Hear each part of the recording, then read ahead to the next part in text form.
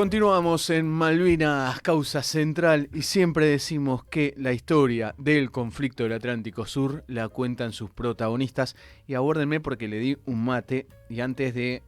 Tengo la costumbre de cuando uno comparte mate, al menos tiene que dar dos, así que voy a darle dos mientras lo voy presentando, de dar tiempo para que lo tome, que es Félix Barreto, quien nos acompaña aquí, que en 1982 era soldado del Regimiento de Infantería 7. Y siempre decimos, y es algo que una insignia de este programa, que va por su temporada 13, que la historia del conflicto del Atlántico Sur la cuenten sus protagonistas. Y ahí, ahora sí que Félix ya por lo menos tomó dos mates como corresponde, como me enseñaron de chiquito. ¿Cómo anda, Félix? ¿Todo bien? ¿Cómo te va, Juan? Gracias por la invitación. No, por favor. Saludo a tu audiencia. Todo bien, gracias a Dios, todo bien. Bueno, me alegro. Félix, estamos en fechas especiales para ustedes. Hoy es 12 de junio y en 1982 habías pasado por un cruento combate que ya llegaremos a ese momento. Vos, Félix, clase 62, habías hecho el servicio militar en el 81. Sí, así es. Clase 62. Me incorporé en 1981 y como recién decía, estos días son bastante complejos, especialmente ayer, 11 de junio. Pero bueno, uno ya tiene el cuero curtido y va pasando, ¿no? Cosas como los fin de año, los cohetes, eso que antes molestaba, hoy ya no tanto. Justamente ayer hablaba con uno de mis hijos y me decía que había superado eso, que ya no veían cosas en mí. Claro. Pero bueno, sí, estuve haciendo el servicio militar en el 81 y en el 82 me iba de baja cuando se dio que se recuperó la sigla. Félix, ¿vos dónde naciste? ¿Dónde te criaste? Nací en Resistencia Chaco, vine a Buenos Aires a los 12 años. Eh, ¿Con toda la familia, solo? Primero vine solo, paré en la casa de mi tía unos días y así anduve, hasta que al año siguiente la fui a buscar a mi mamá. Y bueno, al poco tiempo me fui a vivir solo. ¿Eran vos y tu madre? Y cuatro hermanos, o sea, éramos cinco, cuatro hermanas más. Mm. ¿Y acá a Buenos Aires vinieron todos o vos y tu mamá nada más? Vinieron todos. No. No volvimos a ir más al Chaco hasta que yo tuve 24 años, que volvía.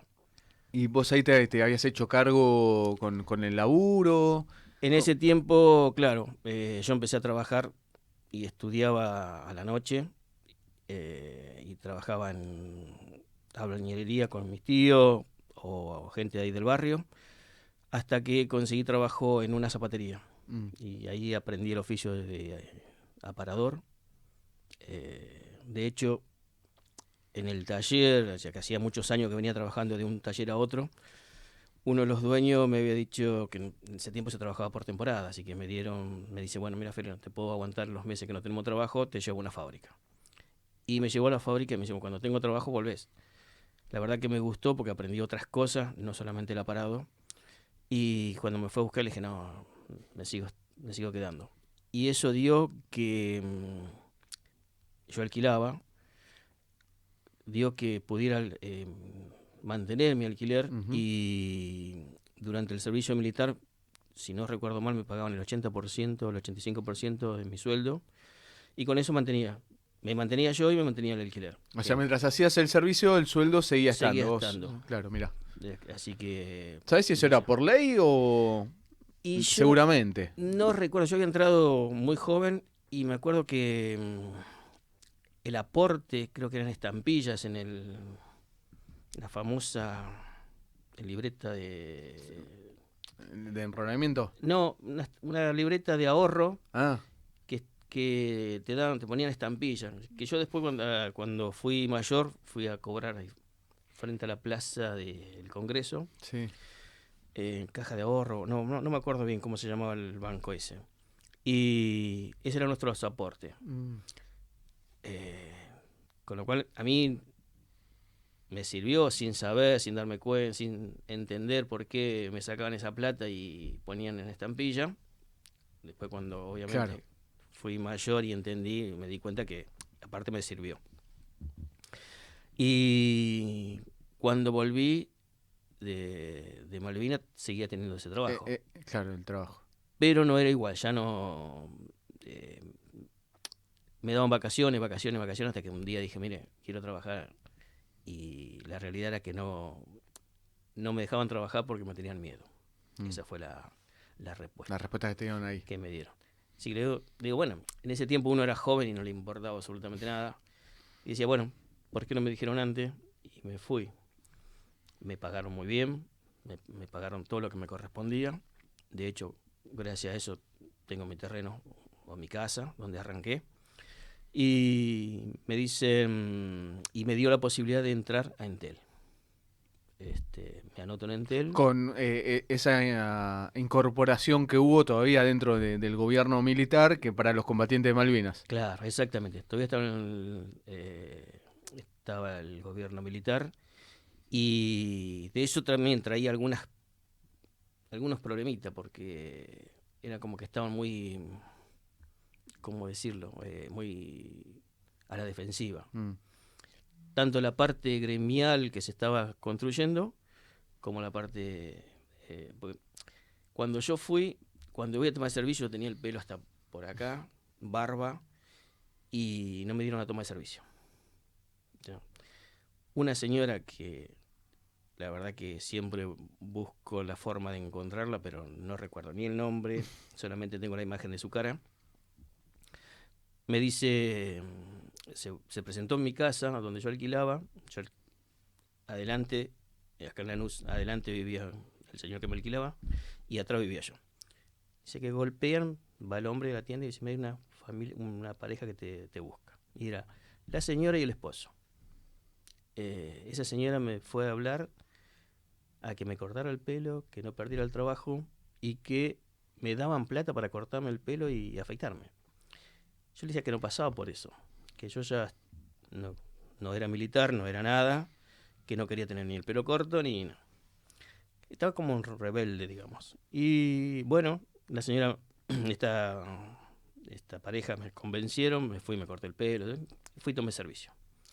Eso trajo el problema de que creían que yo era militar, porque me había cortado el pelo muy cortito, bigotito, claro. Y no me daban cabida los grupos. Hasta que, bueno, como siempre me impongo en algo, hablo y les digo, mire, quiero trabajar, no quiero más volverme a mi casa. Todo eso era todo en Entel. Eso era en Entel. Y bueno, lo llamaron a un capataz, me dijeron, lléveselo, los jefes de obra, lléveselo, y mis compañeros no me daban ni 5 por ella. Tal es así que me dejaron en la camioneta, se fueron y no volvieron más hasta el otro día. O sea, hasta que de vuelta empecé a hablar y a hacerme respetar y entendieron que no era... Que no eras cuadro. Que no era cuadro. Estamos conversando con Félix Barreto, en 1982, soldado del Regimiento de Infantería 7. Félix, comentabas, bueno, te tocó la colimba, venís del Chaco a vivir a Buenos Aires, estás laburando, te toca el servicio militar. Para el 82 te estabas por ir de baja, pero de repente un viernes llega la noticia de que se recuperaron las Islas Malvinas, era un 2 de abril. ¿Cómo te impactó a vos la noticia? ¿Cómo le llegó a ustedes en la unidad? Mirá, me entero ahora que era un viernes. No sabía. Yo había salido de Franco y andaba por Capital. Y veo a los chicos del colegio y gente manifestándose por el tema de la recuperación. No entendía absolutamente nada, la verdad no sé. Me incorporo al regimiento, vuelvo del Franco y ahí me entero bien cómo fue el tema. Y automáticamente un grupo de soldados nos mandan a llevar las cartas a la casa de los compañeros que ya se habían ido de baja. Uh-huh. Y bueno, a mí me tocó Avellaneda, Lomas, parte de Lanús también creo. Y hasta ¿Que ibas con un vehículo del ejército? No, llevando no. Salimos de civil, sí. Sin nada, solamente con cartas. Y nos dieron 10 cartas, cada uno y teníamos que llevar a la casa. Sería por vos que vivís por la zona, Exactamente, repartirlas por ahí. repartirlas por ahí. Como si fuera Sí. accesible ir Sí. a donde vaya, ¿no? No Me importa imagino, cómo era, claro. vos tenías que ir. Asunto tuyo. Sí, sí, sí. Cumpla la orden, Y aparte, soldado. uno es eso y otra era que decía, bueno, antes de estar en el regimiento queríamos franco. Prefiero eso. Salir. Si tenía que caminar, caminábamos. Y si, ¿viste? No pagamos, en ese tiempo no pagamos pasaje en el tren, por ejemplo. Claro. O sea, no era mucho costo. Sí teníamos que caminar hasta la estación, por ejemplo. Y ahí en la repartija de estas cartas, que era la reincorporación de quienes habían hecho el servicio militar y ya estaban de baja, ¿tuviste alguna anécdota en especial que recuerdes? No. Algunos me recibían, yo entregaba la carta y hola, ¿cómo te va? Y me iba. Algunos no los encontré, porque no estaban, porque no era el domicilio, o habían viajado. Pero nada especial, yo no he notado nada. Con lo que no encontré, llevé las cartas de vuelta. De vuelta, nada en particular. Nada en particular. Félix, y ahí, bueno, van pasando los días y de repente se da la orden de alistamiento del regimiento, hasta que el 13 de abril van a empezar la movilización a las Islas Malvinas. Cuando empieza esa movilización, ¿ustedes sabían que iban a Malvinas o vos sabías o iban a algún lado? Yo particularmente no sabía. De hecho, hemos preguntado y una de las respuestas fue que nos íbamos a un regimiento del sur a cubrir a ese regimiento que se iba a las islas. Pero más de eso no sabíamos. Estuvimos, no sé, unos 15 días alistándonos. Llegó el día 13, nos subieron a los micros y fuimos a Palomar. De Palomar salimos en un avión de aerolínea a Río Gallego, supuestamente a Malvina, porque nos enteramos después, en ese momento no sabíamos, o yo por lo menos digo, ¿no? Me enteré yo después, y que no pudo aterrizar. Llegamos a Río Gallego, dormimos en el aeropuerto, en el piso, tirado todo por ahí, y yo digo creo porque a veces nunca tengo con exactitud el horario. Cambia tanto el tema de que oscurece antes, lo mismo me pasaba en Malvinas. Y nos embarcaron en un Hércules, todo parado arriba del Hércules con los armamentos, proyectiles, caja de morteros, y fuimos a Malvinas. Bajamos y de ahí empezamos a caminar. Con todo el equipo, con todas las cosas, hasta que en un momento dejamos, porque no podíamos. O sea, Vos pertenecías a la tercera sección de la compañía B. yo pertenecía a la sección apoyo de la compañía B del Regimiento 7. Estaba apostado entre la segunda y la tercera sección. Ah, bien. Sección apoyo esa. Era sección apoyo, no era una sección de tiradores. O sea, Está bien, listo. Y ahí el jefe de ustedes, ¿quién era? La compañía tenía dos grupos de apoyo. El cañón de Cabo Primero Ríos y el cañón de Cabo Fernández, y que estábamos en el cañón que estaba yo como jefe de cañón, el soldado López y dos que no recuerdo nunca los nombres porque lo habían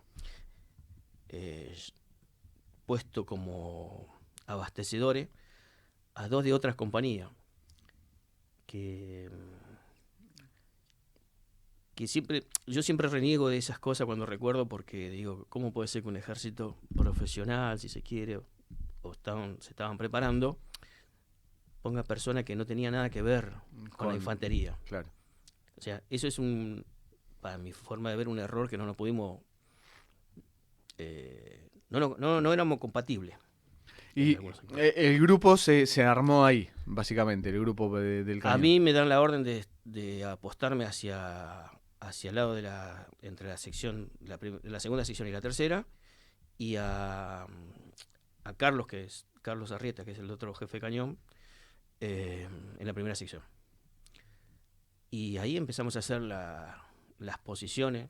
A mí me llevó un mes y algo a enmascarar todo el cañón, ponerlo. Es el famoso cañón, digo, no digo que sea ese en particular, pero el que sale en todas las fotos de Monte London. Ese es Montelón. Ese Claro, es el cañón de Carlos Arrieta. ese es el de Arrieta. Sí. Para que lo ubique la gente, digo, Sí. para ese cañón, el famoso cañón de 105. Sí, ese es el cañón. ¿Funcionaba tu cañón? El mío sí, el mío funcionaba. ¿El otro? Tengo entendido que no. Tengo entendido que no. No, tengo entendido, no, estoy seguro que no, porque en el regimiento ya no funcionaba. Claro. No, es lo que dicen todos tus compañeros, claro, afirman, es una... O sea, lo que cuentan ustedes. Claro, ya No funcionaba. No, Lo llevaron No salió desde La Plata sin funcionar. sí. Otra de Como, las como si cosas. vayan a hacer un ejercicio a, no sé, a Madariaga, eso es a La Pampa. Como, Sí, a lo que hacíamos nosotros claro, por acá eso, no, para... era para arrastrarlo, para que sepa, conozca el peso, cómo Claro. salir de algún... Acá había una pequeña diferencia, que había un enemigo real enfrente. Eh, recuerdo, estamos conversando con Félix Barreto, soldado del Regimiento de Infantería 7. Compañía B, ahí estaba en el grupo de apoyo, a cargo como jefe de uno de los cañones, el soldado Barreto. Félix, y ahí de esa vida que van teniendo en esos días, recién decías, ¿cuántos días tardaste en cubrir, para no saber lo que es enmascarar, es taparlo de alguna manera que quede oculto dentro del terreno? ¿Cuánto tú?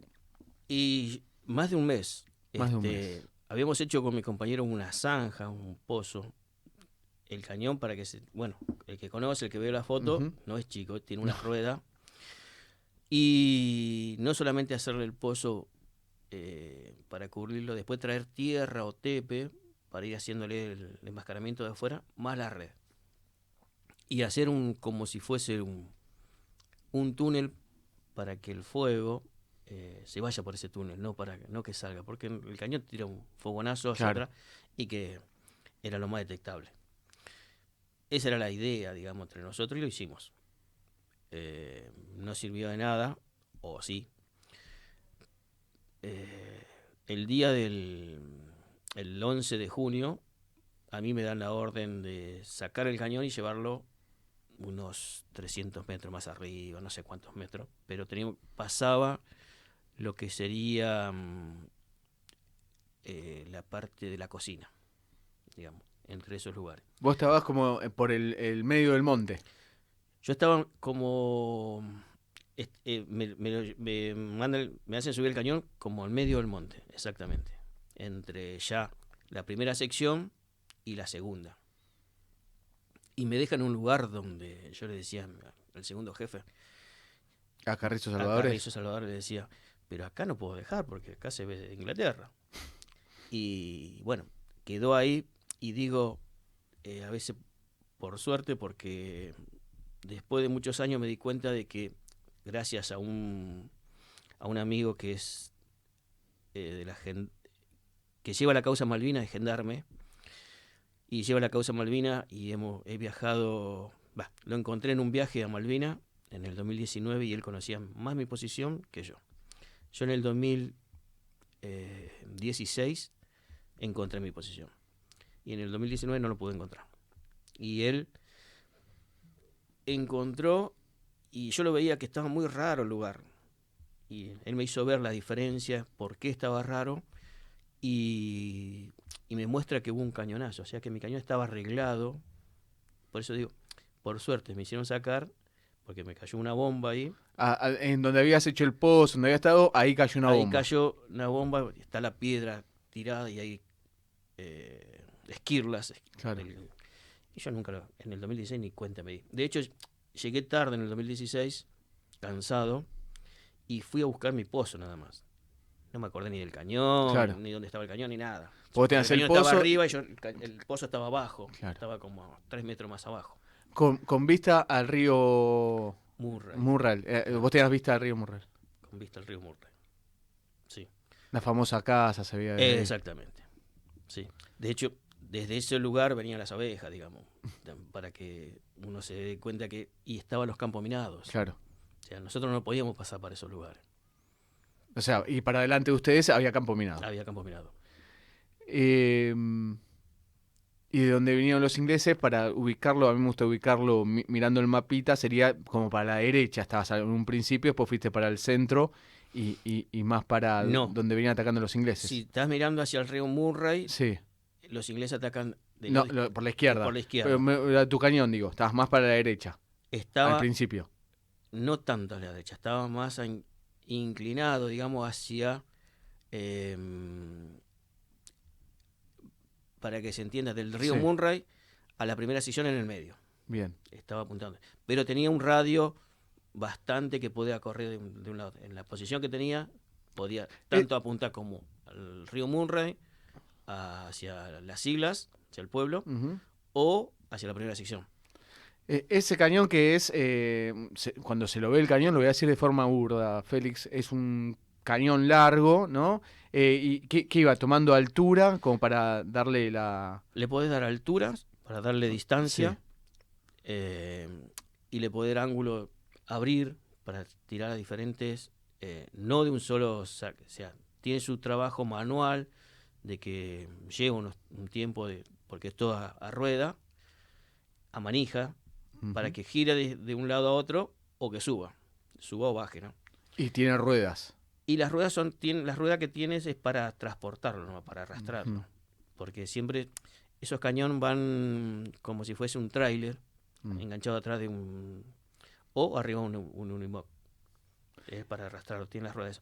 Allá no hacía mucha falta las ruedas porque estaban ensartados en una zanja para que no se muevan. Y pero cuando te dicen que lo tenías que mover, ¿cómo Y hiciste? lo tuvimos que sacar, como, no sé, casi con toda la tercera sección. Ah, entre varios. Sí, sí, Claro. un montón. Sí, sí, un montón. Sí, no teníamos. Esas son las otras cosas que reniego. Teniendo helicóptero, teniendo esto, lo podían llevar tranquilamente. Nos hacían trabajar Claro. al divino botón y estando en malas condiciones Sí. físicas. Sin morfar, descansando Claro, más que nada mal. de ese tema. Eh, Félix, antes de meternos en aquel 11 de junio y lo que va a ser el combate, eh, ¿qué experiencia destacás de eso, todos esos días previos? De que llegaron, bueno, recién contabas que armaste la posición, te tardó un mes hacer el enmascaramiento del cañón, pero ¿cuáles son las otras historias que siempre tenés a flor de piel de lo que vivieron previo al combate? El compañerismo, el darnos aliento entre todos digo, los grupos que estábamos cerca, porque, ejemplo, yo que del grupo apoyo estaba el otro, los otros mis compañeros, digamos, de la sección apoyo estaban en la primera sección, estábamos lejos, no los veía. De todo el tiempo que estuvimos allá, una sola vez fui a la primera sección a buscar, Espoleta, que fui a hablar con el cabo Primero Río. Y él vino una sola vez a mi posición. Con el cabo primero que vos habías tenido buena relación durante la colimba con él. Sí, excelente relación. Con él, de hecho, él nos llevó a. Él era, eh, jefe del pósito de intendencia y nos llevó. Casi a todo su grupo estábamos ahí con él. Mm. O sea, cada vez que hacíamos operacionales o hacíamos guardia, hacíamos con él. Salíamos al campo, salíamos con él. Como jefe nuestro, un fenómeno, digamos, todos los queríamos. Así que, Le fuiste a pedir espoletas a él. le fui a pedir espoleta, porque le había llegado un cajón a él que me habían dicho y fui a retirar. Y, y esas cosas a mí me marcó después, por cuando me hacen ir desde mi posición hacia la primera sección, que me quedo entre la mitad, digamos, Ujú. no conocer los lugares. Claro. O sea, en la noche del combate andaba perdido. Eh, Tenía la idea de dónde estaban todo, pero digamos, en mi posición yo conocía dónde estaba el pozo, dónde estaba, no sé, en un camino, dónde podía bajar, dónde podía subir. Allá andaba en el aire, digamos. Eso también fue para mí forma de ver un error, porque teníamos que tener un poco más de libertad y recorrer, ir conociendo diferentes lugares. Como la primera sección no conocía mi posición, por ejemplo. Claro, sí, sí. O sea, Sí, sí, no solamente que a mí me pasaba, a todos, una falencia de toda la de compañía. toda la compañía. pero bueno, no sé por qué no se tomó en cuenta esas cosas. Porque en la noche del combate yo me encontraba en lugares que no sabía para dónde salir o para dónde volver, porque o sea, el contraataque lo hacemos hacia la primera sección y uno sabía cómo ir, pero después retomar por otro lugar era complicado. Con mi compañero salimos yo digo, por el lado de Monte Las Dos Hermanas, por abajo, ¿no? Para que se entienda. Y esas cosas, yo después con el tiempo veo que estuvo mal. Como también estuvo mal, yo hice en el 2016, no, en el 2019, fui donde desembarcaron, hice todo el recorrido hasta Montelondo y no había, vinieron como Pancho por su casa. Sí. O sea, esa también es la bronca que tengo Claro. con respecto a la organización. Félix, ¿alguna vez, antes, y ya nos metemos en el combate, pero alguna vez fuiste al pueblo, por ejemplo? Sí, yo creo que fui el primero en ir al pueblo o uno de los primeros. ¿Por qué? Porque cuando subimos a Montelondo no teníamos agua. Y yo tenía un bidón de 20 litros y me iba casi todos los días, los primeros días, a buscar agua. Llegaba hasta las primeras casas del pueblo, me cargaba el bidón y me volvía. Y cuando subía me encontraba volvía con la mitad del bidón porque se me volcaba, porque subía, bajaba y iba viendo cosas los primeros días. Después empezamos a tener que no teníamos para comer. O sea, comíamos una vez al día de entrada. Y empecé a ver dónde iba a buscar cosas. Así que todas las mañanas, de hecho, uno de los primeros de los días que iba a buscar agua, en lugar de salir directamente como bajaba las primeras veces, bajé por atrás. Y encuentro una laguna, que había una laguna, yo la había visto, pero no le daba importancia, era como una lagunita, todo con hielo. Y eso que también me desorientó y que este señor gendarme me dijo que ese era mi lugar porque yo cuando estuve ahí había una laguna y estaba de mi cañón separado como a 30 metros y ahora estaba unido. Lo que pasa es que yo tenía 300 proyectiles más o menos, o 150, no me acuerdo, era una barbaridad, pero todo sin armar. Y lo habíamos enterrado todo el camino ahí con mi compañero. Y vinieron unas máquinas, lo levantaron todo y unieron ese Claro. pozo con la laguna. Por eso quedó todo y no tenía nada, no tenía agua. Y digo, este no es el lugar. Por eso Claro. no me desoriento.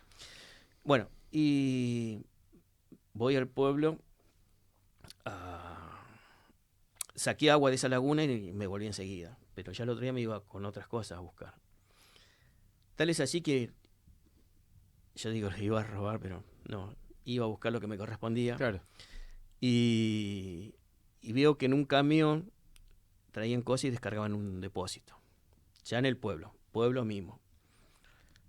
Porque al principio era entrada al pueblo, para que se entienda, hacía esos 13 kilómetros más o menos. Y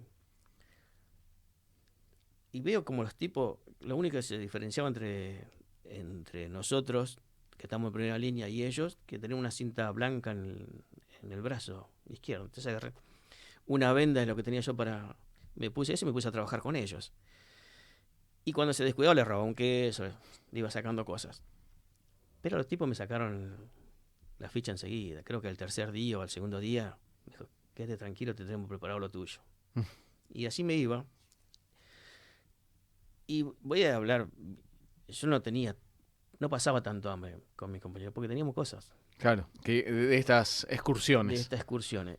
Y de hecho no queríamos hacer guardia juntos, porque sabíamos que podíamos perder también nuestras cosas. Claro.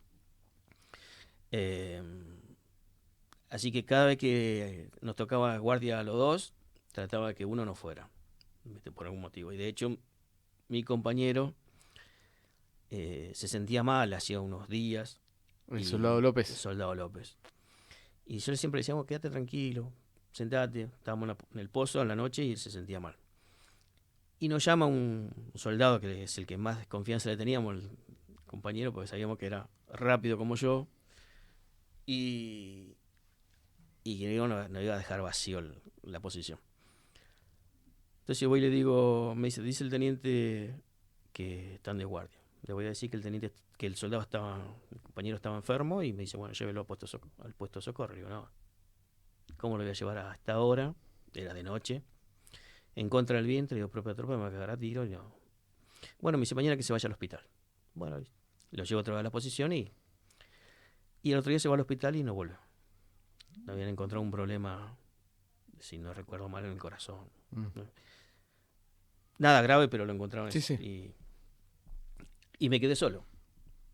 O sea, mi ayudante apuntador no estaba más, y mi abastecedor no teníamos No teníamos no, relación porque no se conocían. claro, solamente para el desayuno. Decía, che, está el desayuno.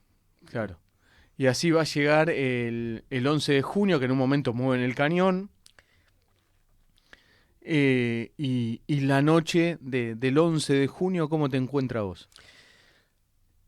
Bueno, ese día esa tarde, ese mediodía, me dicen correr el cañón hacia arriba y empiezan el bombardeo.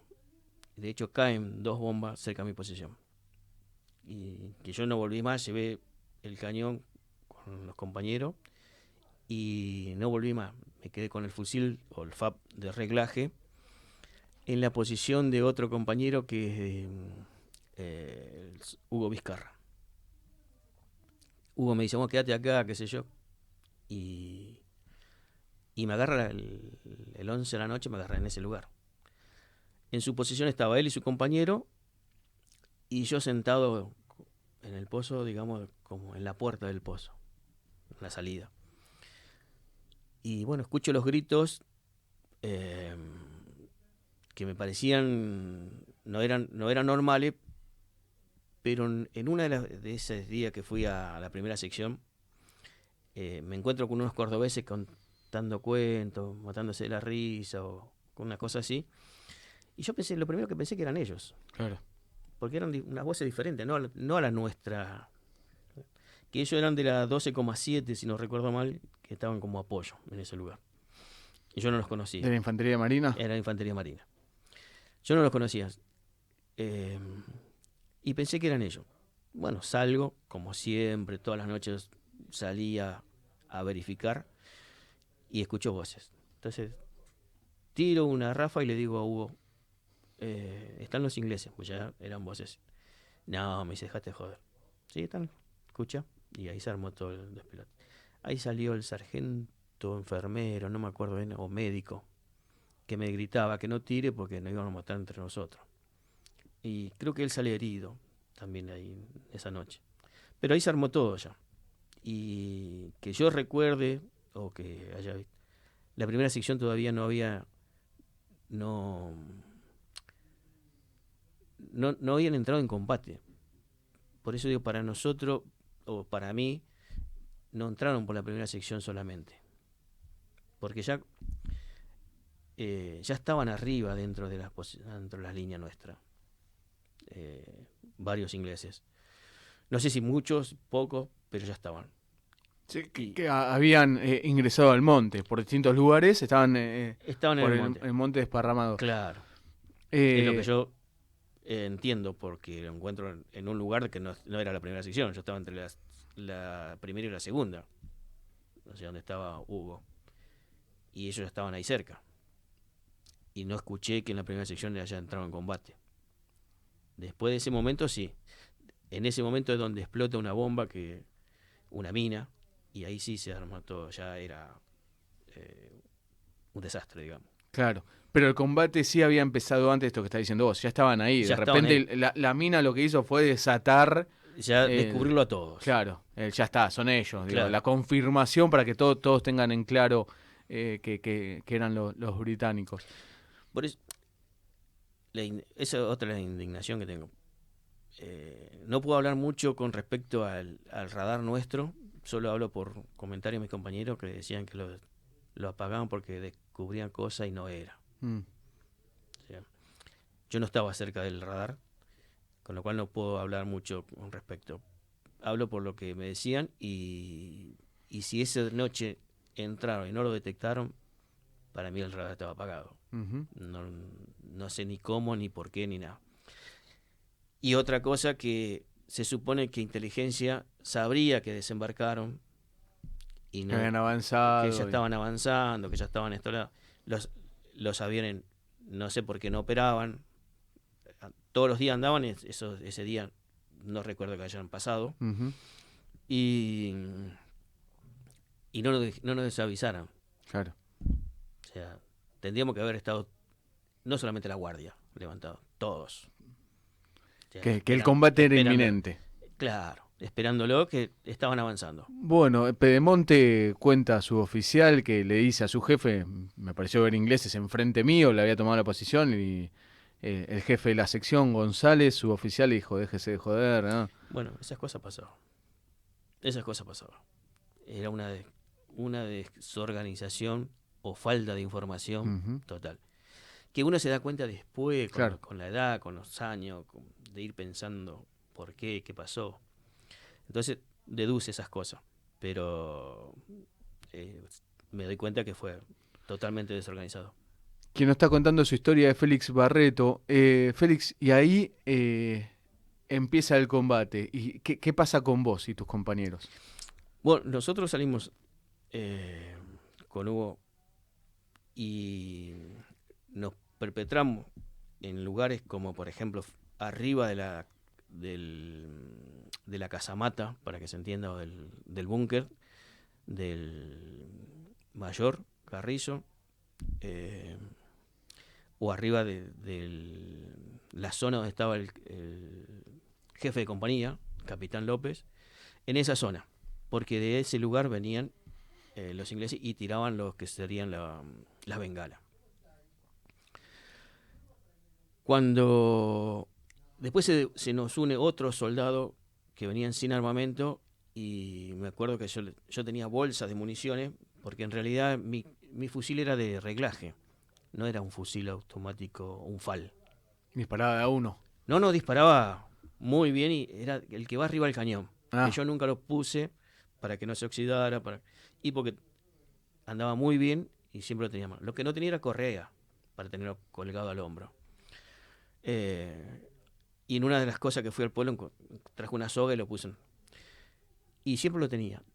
Y las municiones no lo tenían, si bien tenía 6 cargadores, si no recuerdo mal, o 8, tenía una bolsa grande llena de municiones. Porque no habían dado cajones en cajitas. Entonces yo agarré la bolsa esa y lo puse todo y andaba con eso. Y venía soldado que creo, si no recuerdo mal, uno era el asistente del mayor Carrizo. Porque, digo creo porque muchos no lo conocían. Mayormente de ellos no iban con nosotros a las maniobras. claro, que estaban siempre Estaban cumpliendo su función de cumpliendo colimba. su función, exactamente. Y lo conocí ahí y me acuerdo que él me cargaba los cargadores. Él y otros más. Ahí también aparece Julio Cáceres, que es el que pierde la vista. Su Eh, oficial. no, soldado. Ah, soldado. Soldado Julio Cáceres. Sí. Ah, Eh, con Carrizo me equivoqué, está bien, sí. Cáceres. Ahí veo a otros que se repliegan. O sea, Ah, el soldado Cáceres de Avellaneda. de Avellaneda, sí, Sí, Julio ahí Cáceres. está. Este, veo a Pedemonte, veo a varios que se replegaban. Y creo yo que gracias a que nosotros hacíamos fuego para esos lados se podían replegar. Creo. De hecho, veo ¿El cañón no lo pudiste disparar? el cañón, hasta en ese momento, perdón, hasta antes de eso, Carrizo me decía que dispare el cañón. Y yo tenía un proyectil debajo del cañón, preparado para cargar. Pero el cañón estaba apuntando hacia Dos Hermanas, Claro, hacia otro lado. hacia otro lado. Yo tenía que correrlo o girar, pero había una ametralladora que no me dejaba pasar, que tiraban, que tiraban en esa zona. Cada vez que nos acercábamos no me podía acercar. Y estaba solo. Una ametralladora británica. Para mí era la 12,7 nuestra, Ah, que fue tomada. Una 12,7 de la compañía B. pero eran los ingleses disparándote a Los vos. ingleses para tirándonos a nosotros. Porque después me enteró que esa 12,7 fue agarrado por los ingleses. Y unas ametralladoras Mac. Pero al principio yo pensé que era nuestro, que tiraban hacia arriba.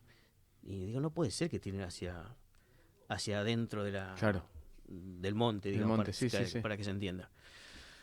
Y no me dejan, entonces le decía al Carrizo, no me dejan pasar, no puedo. Me arrastraba y no podía igual.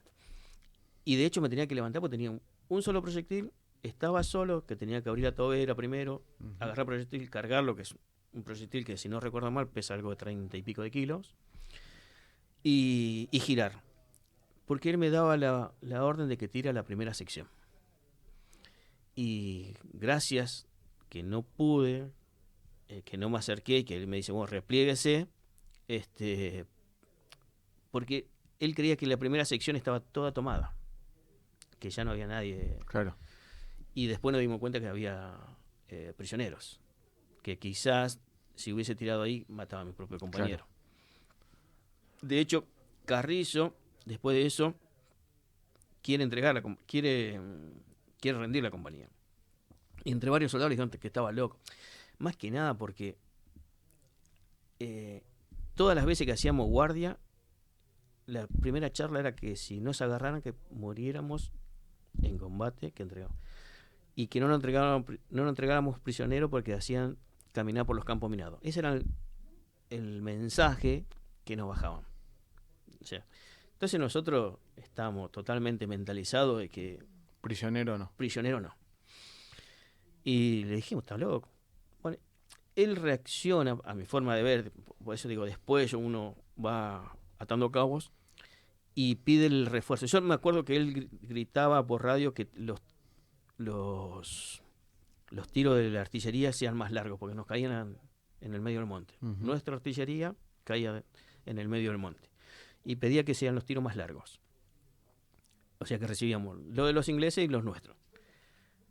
Y ahí es donde él creo que reacciona, o no, o ya lo tenía pensado, que pide apoyo y viene la compañía C. La sección de Castañeda. De Castañeda. Sí. Lo hace ir por el lado derecho hacia Montelondo, hacia la primera sección, y a nosotros nos hace ir por el lado izquierdo, pasando donde yo tenía el cañón. Vos vas avanzando con la sección de Castañeda. No, la sección de Castañeda va por un lado. Claro, digo, pero en ese avance me refiero a eso. Sí, en sí, ese sí. avance. Vos vas por el otro lado del monte, para que se ubiquen en el mapa del río Murrell. Claro, como si fuese que queríamos hacer un contraataque en pinza, es lo que llamaban ellos. Y no hemos llegado ni a la primera sección.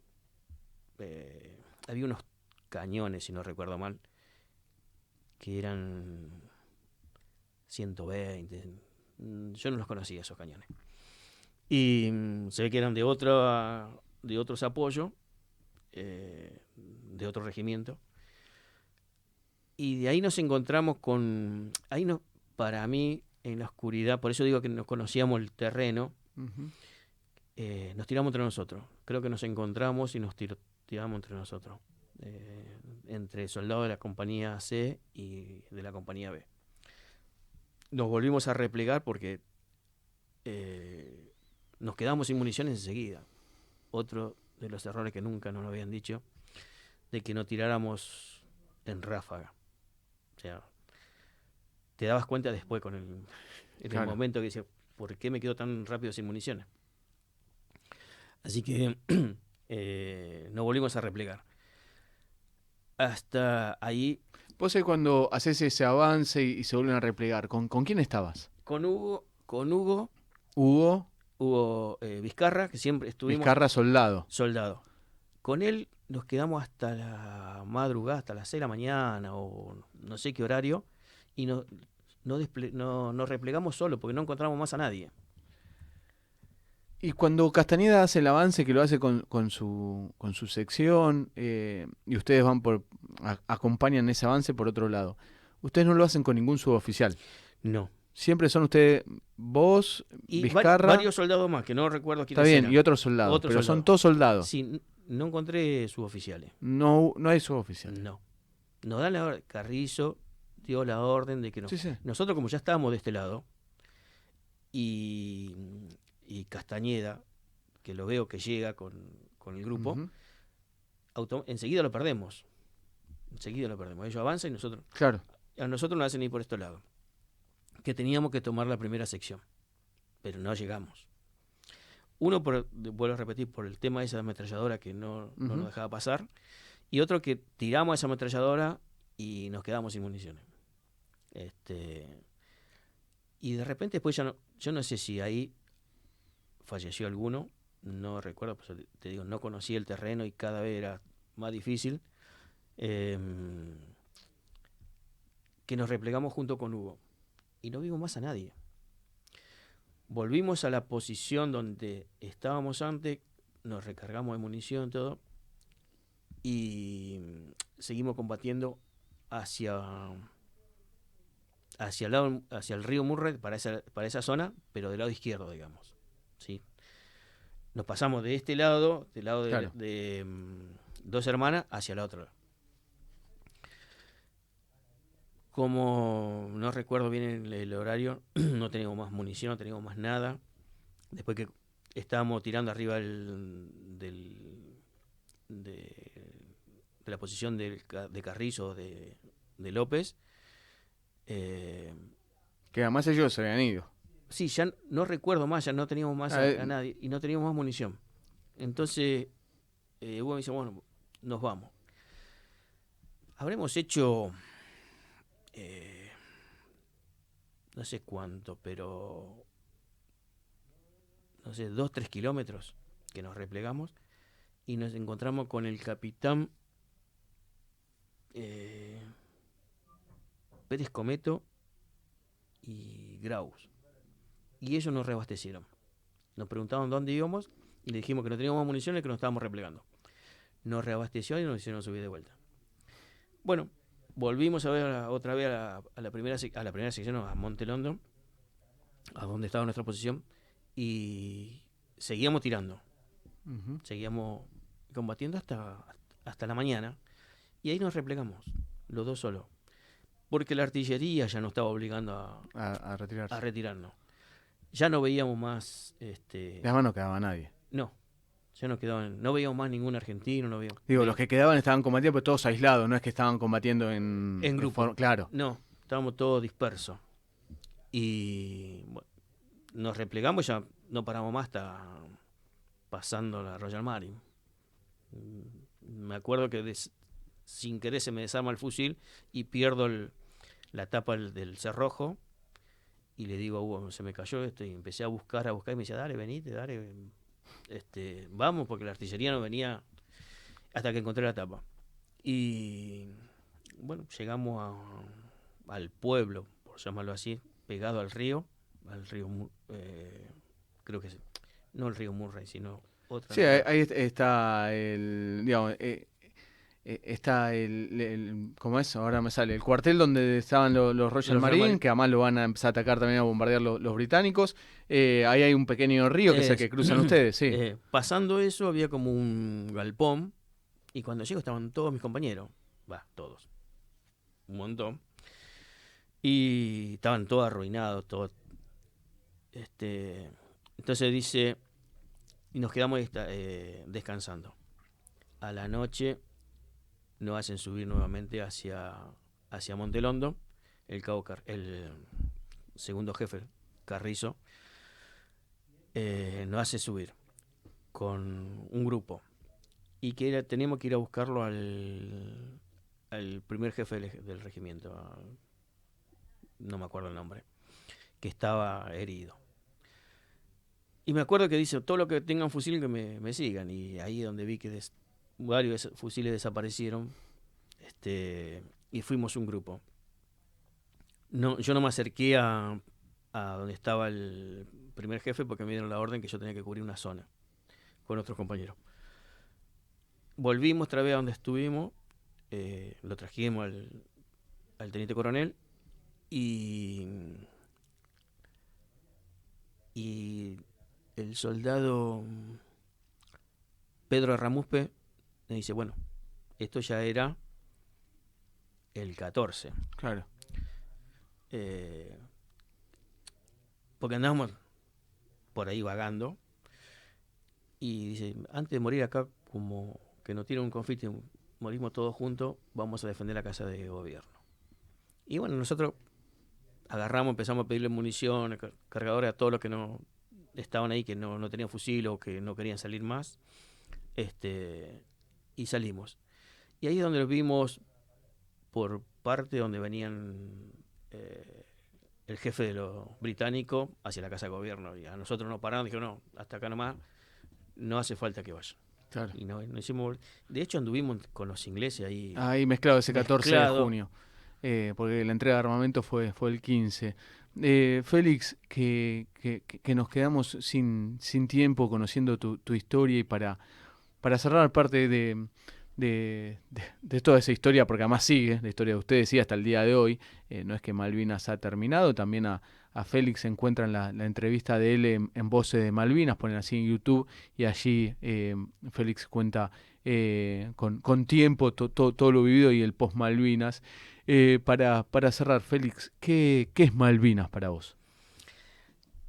Es un pedazo de mi ser, de mi corazón. Es una tierra que quiero muchísimo.